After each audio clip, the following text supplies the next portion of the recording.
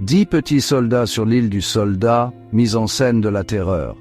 Agatha Christie, la reine incontestée du roman policier, plonge les lecteurs dans un scénario effrayant avec son roman, connu en anglais sous le titre « And Then There Were None ». Le roman, publié en 1939, se déroule sur l'île du Soldat, une île isolée et menaçante au large des côtes du Devon. Cette île, battue par les vents et entourée de falaises abruptes, crée une atmosphère de claustrophobie et de danger imminent. L'île, avec ses paysages désolés et son climat impitoyable, devient un personnage à part entière, accentuant le sentiment d'isolement et de vulnérabilité des personnages. 10 individus, chacun abritant un sombre secret, reçoivent des invitations d'hôtes inconnus, Monsieur et Madame U.N. Owen. Ces lettres mystérieuses promettent des vacances idylliques ou des opportunités professionnelles, mais cachent des intentions sinistres. Les invités venant de divers horizons sont attirés par la promesse d'une évasion ou d'une nouvelle chance, ignorant le piège qui les attend. Attirés par divers prétextes, les invités arrivent là sur l'île, leur anticipation se transformant rapidement en malaise lorsque leurs hôtes sont introuvables. La maison, bien que luxueuse, semble étrangement vide et oppressante. Les vastes pièces et les longs couloirs de la demeure ajoutent à l'atmosphère de mystère et de tension, chaque coin pouvant cacher une menace potentielle, alors qu'une tempête coupe toute communication avec le continent. Un enregistrement de gramophone glaçant accuse chaque invité d'un crime passé, les plongeant dans un tourbillon de peur et de suspicion. Le son du gramophone résonne dans la maison, ajoutant à l'atmosphère de terreur. La tempête, avec ses vents hurlants et sa pluie battante, renforce l'impression d'être coupé du monde extérieur, piégeant les invités dans un huis clos mortel. Un par un, les invités commencent à mourir de manière qui imite étrangement les vers d'une comptine macabre. 10 petits soldats, chaque mort est une reconstitution sinistre et précise des vers de la comptine, renforçant l'idée d'un plan méticuleusement orchestré. La comptine, répétée tout au long du récit, devient un sinistre présage, chaque vers annonçant une nouvelle tragédie. L'isolement de l'île devient un personnage à part entière, amplifiant le sentiment de paranoïa et de claustrophobie à mesure que le nombre de victimes augmente. Les invités, coupés du monde extérieur, se retrouvent piégés dans un cauchemar, sans échappatoire. La maison, avec ses fenêtres battues par la tempête et ses portes qui claquent, devient un lieu de terreur où chaque bruit peut annoncer un danger imminent. Christie utilise magistralement le décor pour piéger ses personnages à la fois physiquement et psychologiquement, reflétant le sentiment croissant d'effroi qui imprègne le récit. La maison, avec ses pièces sombres et ses couloirs sinueux, devient un labyrinthe de terreur où chaque coin peut cacher une nouvelle menace. Les invités, se méfiant de plus en plus les uns des autres, sont poussés à bout par la peur et la suspicion, chaque instant les rapprochant de leur destin funeste. Victimes et suspects, dissection de la distribution de « Ils étaient 10 ». Christie peuple l'île isolée d'un casting de personnages diversifiés et intrigants, chacun méticuleusement conçu pour accentuer le suspense et le mystère. L'île elle-même devient un personnage, un lieu de confinement et de terreur. Il y a le juge stoïque, le juge Wargrave, un homme de loi à la retraite dont l'apparence sévère cache des secrets profonds. Wargrave est accusé d'avoir condamné à mort un innocent, Edward Seaton. Derrière son masque de justice, il cache une fascination morbide pour la mort et la punition. La vieille fille, Emily Brent, une femme rigide et moralisatrice, dont les convictions religieuses inébranlables la rendent impitoyable. Brent est accusée d'avoir poussé au suicide une jeune femme enceinte, Beatrice Taylor. Son austérité et son manque de compassion révèlent une personnalité profondément intolérante. Le playboy insouciant, Anthony Marston, est un jeune homme riche et imprudent, dont le charme superficiel masque une indifférence troublante à l'égard des autres. Marston est accusé d'avoir tué 2 enfants, John et Lucy Combe, en conduisant imprudemment. Sa vie de privilège l'a rendu insensible aux conséquences de ses actes. Chaque personnage représente un microcosme de la société britannique, des différentes classes sociales aux diverses professions, chacun apportant ses propres préjugés et faiblesses.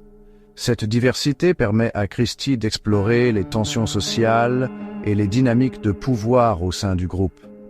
Leurs origines et personnalités diverses ajoutent des couches au récit, créant une dynamique complexe et souvent conflictuelle. Les interactions entre les personnages révèlent des alliances inattendues et des rivalités cachées. Au fur et à mesure que les meurtres se déroulent, chaque personnage devient à la fois victime et suspect, piégé dans un jeu mortel de déduction. Les tensions montent alors que chacun tente de découvrir l'identité du meurtrier avant d'être la prochaine victime. Christie manipule habilement la perception du lecteur de chaque personnage, jouant avec les attentes et les préjugés pour maintenir le suspense. Les indices sont disséminés de manière à ce que chaque personnage puisse être coupable, rendant la résolution du mystère encore plus captivante. L'innocence et la culpabilité se brouillent, chaque révélation ajoutant une nouvelle couche de doute et de suspicion. Les personnages doivent constamment réévaluer leurs alliances et leurs soupçons, créant une atmosphère de paranoïa croissante. Les alliances changent comme les marées, les personnages formant et brisant des alliances dans une tentative désespérée de survie. Ces changements d'alliance ajoutent une dimension supplémentaire à la complexité de l'intrigue.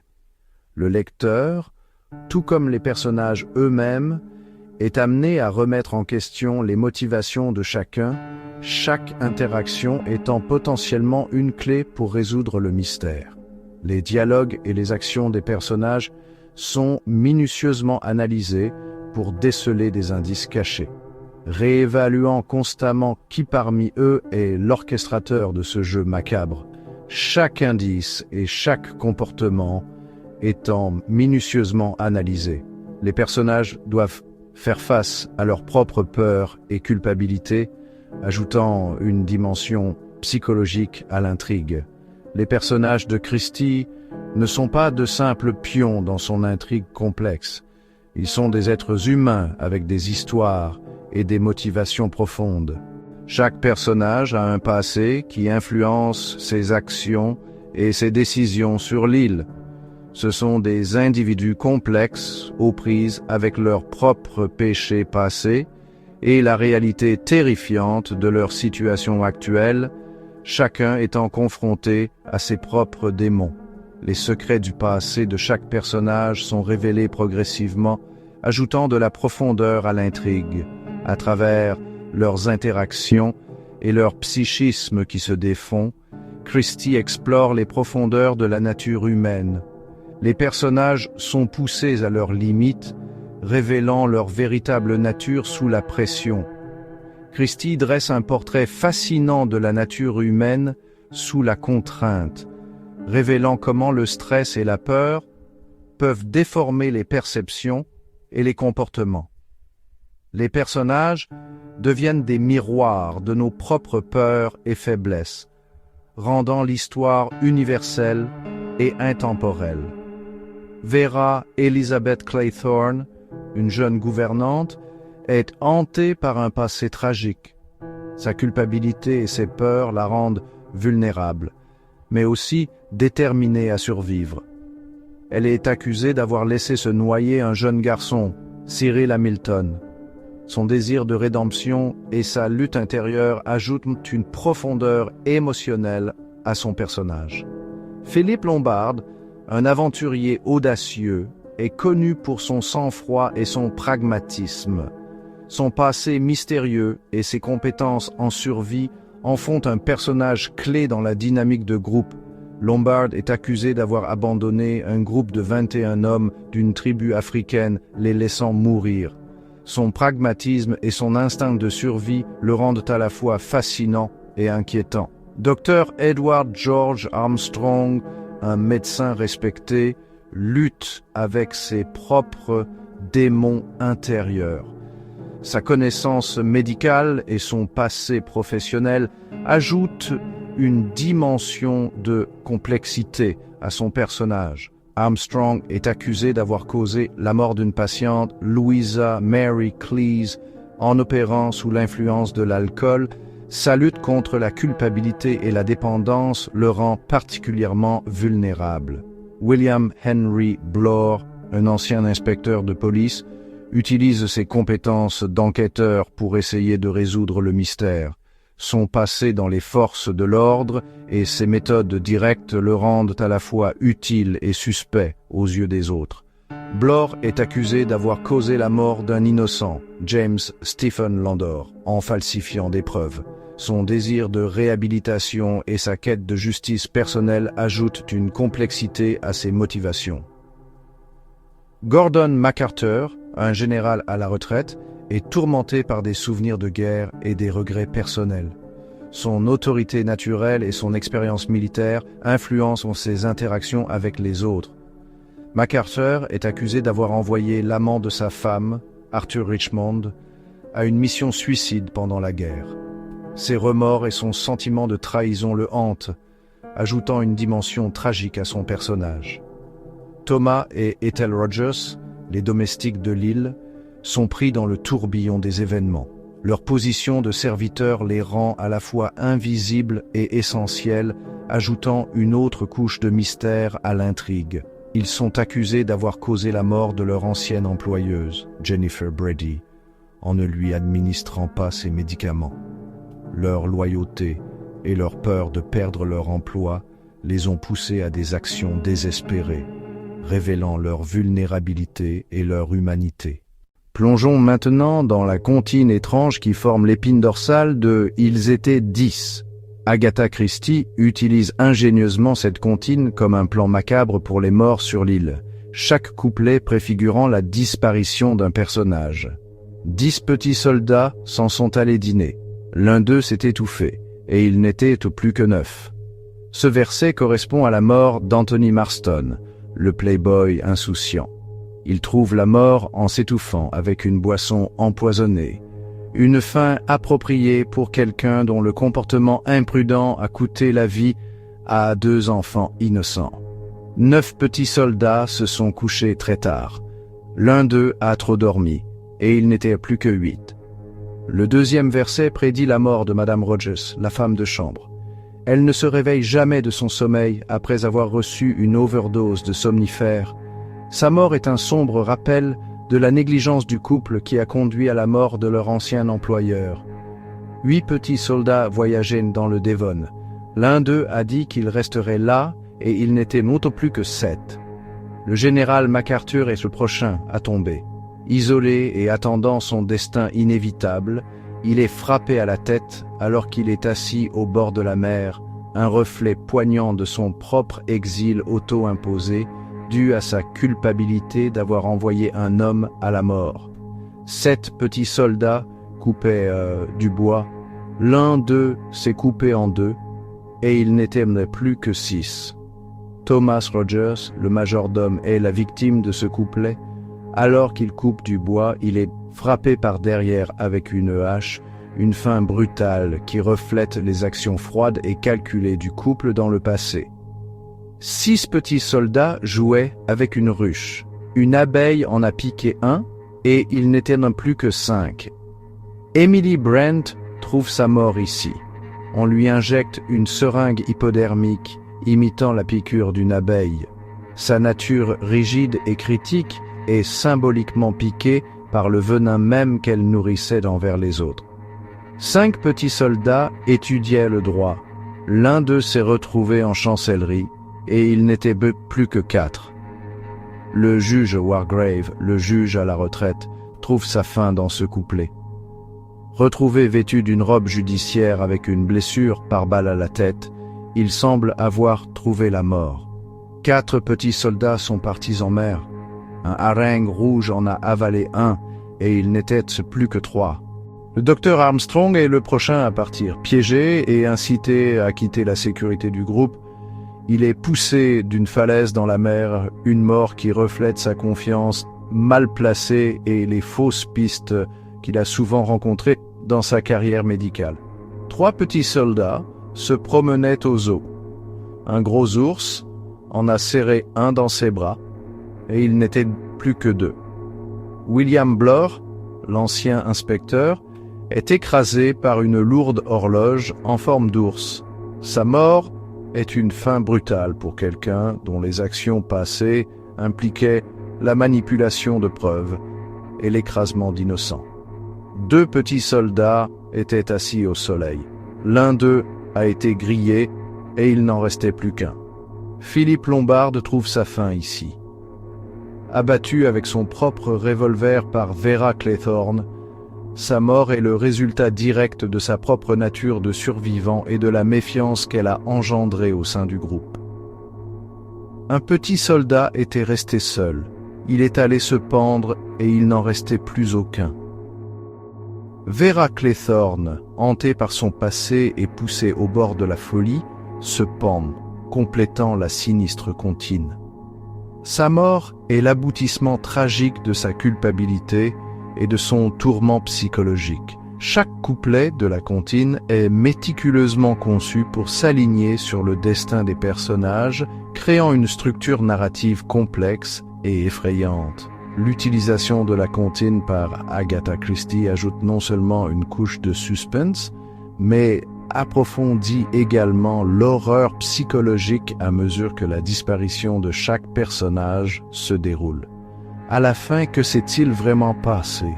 Ce qui est certain, c'est qu'ils sont tous effectivement morts. Y avait-il 11 personnes sur l'île, ou l'un d'eux a-t-il simulé sa mort? Pour ceux qui n'ont pas lu le livre, je vous laisse le découvrir, car le mystère n'est résolu que dans les toutes dernières pages du livre. Jusqu'à la mort de la 10e personne, nous ne savons toujours pas avec certitude qui c'est. Même si nous pouvons avoir des soupçons, nous ne sommes jamais sûrs à 100% jusqu'à la fameuse confession. Agatha Christie nous tient en haleine jusqu'à la toute fin, nous laissant deviner et spéculer sur l'identité du véritable coupable. C'est ce qui fait de « Ils étaient 10 » un chef-d'œuvre intemporel du genre policier. L'horloge tourne. Exploration des thèmes et des prouesses narratives d'Agatha. Le roman explore plusieurs thèmes profonds qui résonnent encore aujourd'hui chez les lecteurs, tels que la justice, la culpabilité et la vengeance. Ces thèmes sont universels et intemporels, ce qui explique pourquoi l'œuvre d'Agatha Christie continue de captiver les lecteurs de génération en génération. La justice, la culpabilité et la nature de la vengeance occupent le devant de la scène, alors que les invités sont obligés de confronter leurs méfaits passés. Chaque personnage est confronté à ses propres démons, rendant le récit intensément personnel et psychologiquement complexe. Christie utilise ces thèmes pour explorer la moralité humaine et les conséquences des actions passées. Le roman explore l'idée que même ceux qui échappent aux répercussions légales de leurs actes ne sont pas exemptés de conséquences. Christie souligne que la conscience et la culpabilité peuvent être des juges implacables. Cette exploration de la justice interne versus la justice externe est un thème récurrent dans ses œuvres. Christie utilise une structure narrative étroitement tissée, employant ses fausses pistes et ses rebondissements caractéristiques pour maintenir le lecteur en haleine jusqu'à la toute fin. Chaque chapitre est conçu pour intensifier le suspense, rendant le livre difficile à poser. Son habileté à manipuler le rythme et la tension narrative est ce qui la distingue comme une maîtresse du genre. le rythme du roman est implacable, reflétant le tic-tac de l'horloge du plan du tueur. Ce sens du temps qui s'écoule inexorablement ajoute une couche supplémentaire de tension. Christie utilise le temps comme un outil narratif pour accentuer l'urgence et la pression ressentie par les personnages. Utilisant le trope classique du mystère de la chambre close, Christie isole ses personnages, les forçant, et le lecteur, à affronter la possibilité que le meurtrier soit l'un des leurs. Cette isolation crée une atmosphère claustrophobique et intensifie le sentiment de paranoïa parmi les personnages. En enfermant ces personnages dans un espace limité, Christie explore les dynamiques de groupe et la psychologie de la suspicion et de la peur. Section 4. Écho de meurtre. Ils étaient 10, dans le contexte de l'œuvre de Christie. Bien que Ils étaient 10 soit l'une des œuvres les plus célèbres de Christie, il partage également des éléments thématiques et stylistiques avec d'autres romans de son répertoire impressionnant. Par exemple, l'exploration de la culpabilité et du désir de vengeance trouve des échos dans Le crime de l'Orient Express, où un groupe de passagers se fait justice eux-mêmes, créant une atmosphère de tension et de mystère. De plus, l'utilisation d'un décor isolé pour amplifier le suspense et la paranoïa rappelle également les vacances d'Hercule Poirot, où un lieu de vacances glamour devient la toile de fond d'un meurtre, ajoutant une couche supplémentaire de danger et d'intrigue. Cependant, Ils étaient 10 se distingue par sa prémisse unique, l'anéantissement complet des personnages et l'absence des célèbres détectives de Christie, Hercule Poirot ou Miss Marple. Ce roman met en valeur la polyvalence de Christie en tant qu'écrivaine, prouvant sa capacité à créer des mystères captivants au-delà des limites de ses détectives récurrents et à explorer des thèmes plus sombres et complexes. Ils étaient 10 est également remarquable pour son utilisation innovante de la structure narrative où chaque chapitre se concentre sur la perspective d'un personnage différent, ajoutant une profondeur psychologique à l'intrigue. En outre, le roman aborde des thèmes de justice morale et de rétribution, questionnant les limites de la loi et de la justice personnelle, un sujet qui résonne encore aujourd'hui. En fin de compte, Ils étaient 10 reste un témoignage de l'ingéniosité de Christie et de sa capacité à repousser les frontières du genre du roman policier, tout en captivant les lecteurs avec des récits inoubliables. Entre les guerres, démasquer les angoisses sociétales de l'époque. Publié à la veille de la Seconde Guerre mondiale, le roman d'Agatha Christie reflète les angoisses et les incertitudes qui imprégnaient la société britannique pendant l'entre-deux-guerres.